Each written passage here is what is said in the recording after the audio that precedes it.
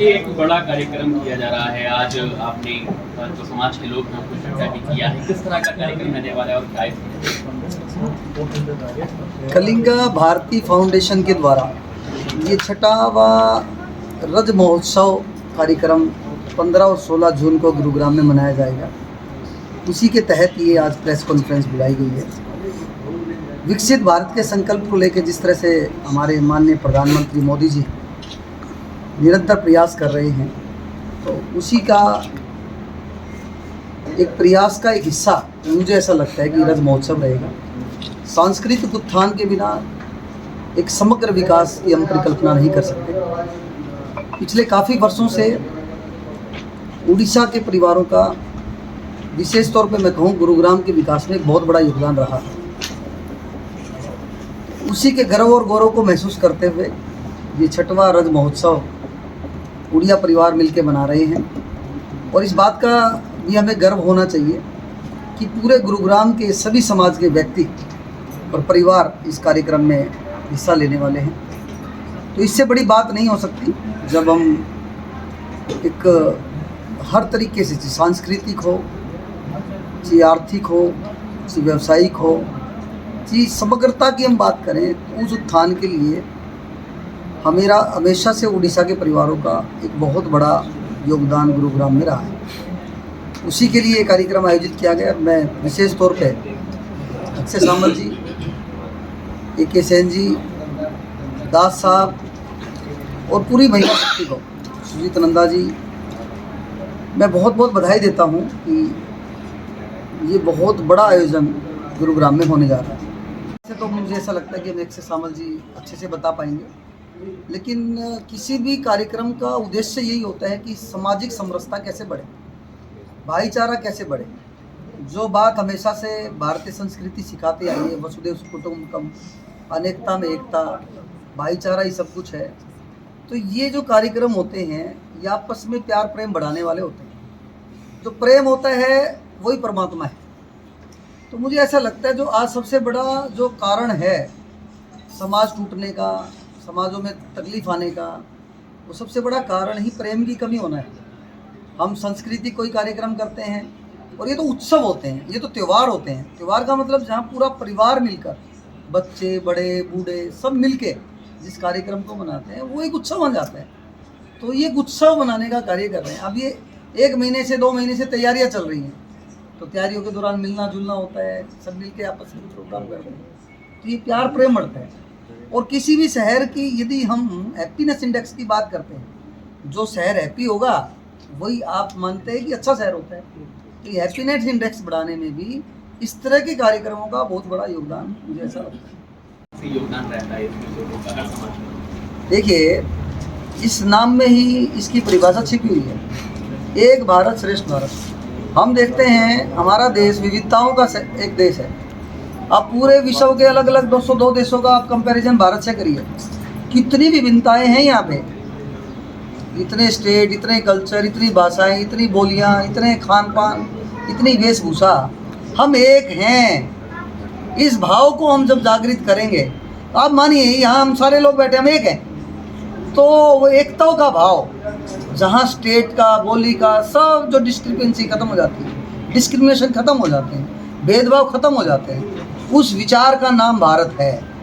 आज जो अलग अलग स्टेट, जो स्टेट के नेता अपनी राजनीतिक रोटियां सेकने के लिए जहां उन लोगों को अपने अपने क्षेत्रवाद की बात करते हैं, हम एक भारत की बात करते हैं। एकता में ही बल है, अनेकता में एकता है।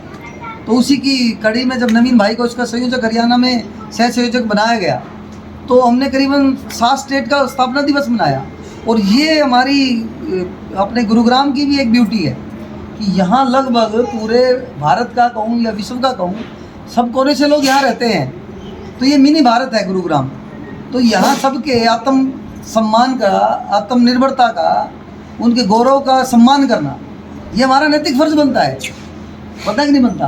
तो बस उस फर्ज को हमें निभाना है। और जैसे अभी अक्षय जी बता रहे थे, सावल साहब बता रहे थे कि हम हरियाणा में रहते हैं, तो हमें हरियाणा के कल्चर को सम्मान करना भी हमारा कर्तव्य है। और फिर हमारा कर्तव्य और 5 गुना बढ़ जाता है। तो ये भाईचारा बढ़ाना और ये मुट्ठी बंद है, तो ये हमारी ताकत है।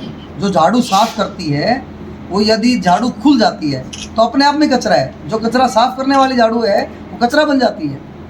तो वो इसी तरीके से परिवारों में भी एकजुटता, प्यार, प्रेम, भाईचारा, दोस्ताना हमें बढ़ाना है। और इस तरह के कार्यक्रमों से हम जुड़े कार्यक्रम करने के लिए हैं। हमारा कुछ लोग नए नए जुड़ते हैं कार्यक्रम करने के लिए और फिर जुड़ के ऐसे हो जाता है जैसे हम 50 साल पुराने, 20 साल पुराने, 30 साल पुराने दोस्त हैं। तो इसी तरीके से ये कार्यक्रम का मुझे लगता है कि इसका महत्व बहुत बड़ा है। बड़े हर्ष, उल्लास और आनंद के साथ ये त्यौहार मनाने चाहिए। इसमें Canwin foundation, Kalinga Bharati foundation के साथ खड़ी है। जो भी हमें ड्यूटी पूरी कमेटी लगाएगी हम उसको निभाने का प्रयास करेंगे। ये मेरी शुभकामनाएं और ये अग्रिम बधाई मैं पूरी कलिंगा भारती फाउंडेशन को देना चाहता हूँ। मैं कहता हूँ हमें ज़्यादा से ज़्यादा इस कार्यक्रम में सम्मिलित होना चाहिए और सम्मिलित हम किसी कारण से शारीरिक तौर पे ना हो पाए तो हमें इस कार्यक्रम को सोशल मीडिया के माध्यम से ज़रूर इसको दूर दूर तक पहुँचाना है और एक उत्सव का हिस्सा बनना है। जैसे जगन्नाथ भगवान हम सब के हैं, इसी तरह ये कार्यक्रम भी हम सब का है।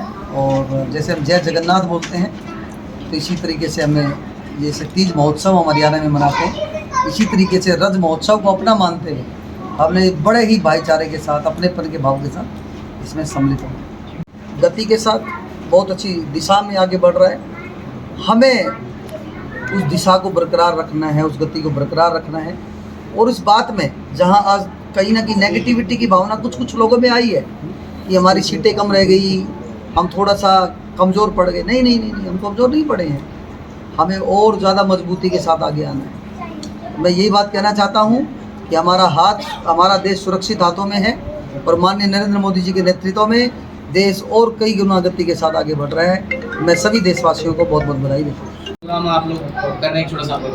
बिल्कुल आपने सही बोला, तैयारी हमारा बिल्कुल चल रहा है प्रगति पर। हमारा जो लेडीज विंग जो बैठे ये सारे कोर टीम के सदस्य जितने भी है लेडीज जेंट्स, और पिछला 3 महीना से ये कार्यक्रम चल रहा है, प्रैक्टिस कर रहे हैं। हमने एक कोर टीम बनाए, उसमें कई कल्चर देख रहा है, कोई इवेंट मैनेजमेंट देख रहा है, कोई सेफ्टी देख रहा है, कोई जो बच्चों का कार्यक्रम, कोई फाइन आर्ट, कोई कंपटीशन, कोई सिक्योरिटी देख रहा है। मतलब सारा टीम बन चुका है और बहुत आने वाला गुड़गांव में धमाका होगा। आप देखोगे 15-16 तारीख से।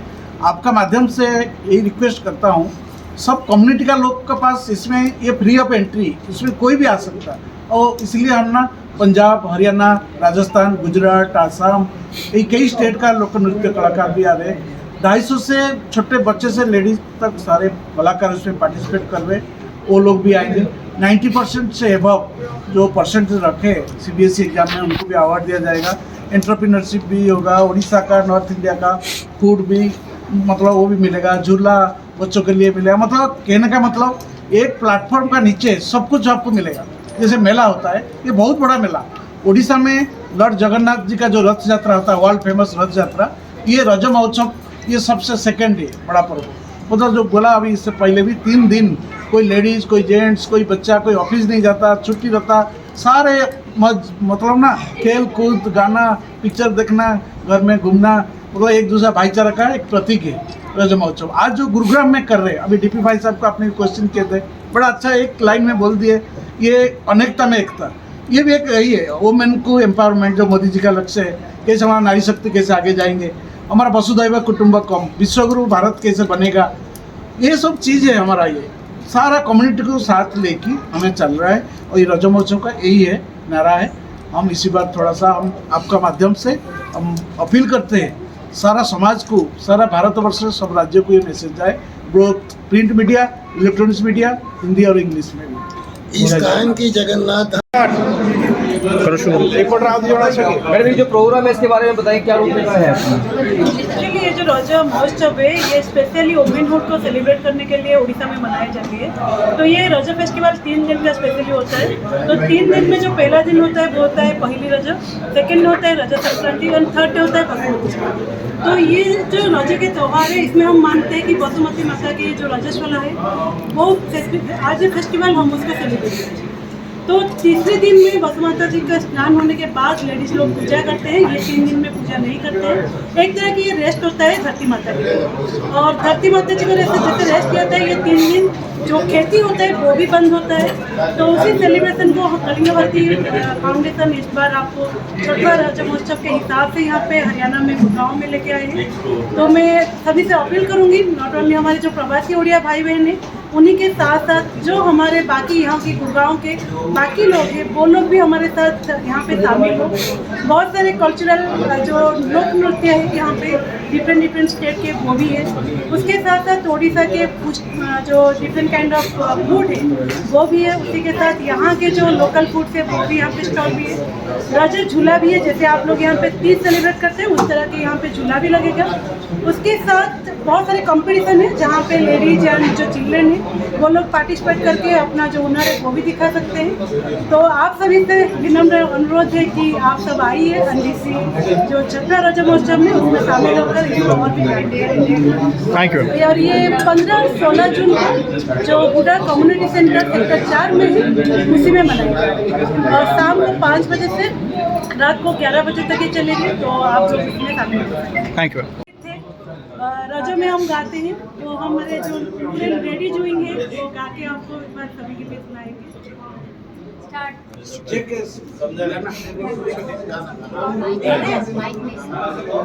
स्टार्ट।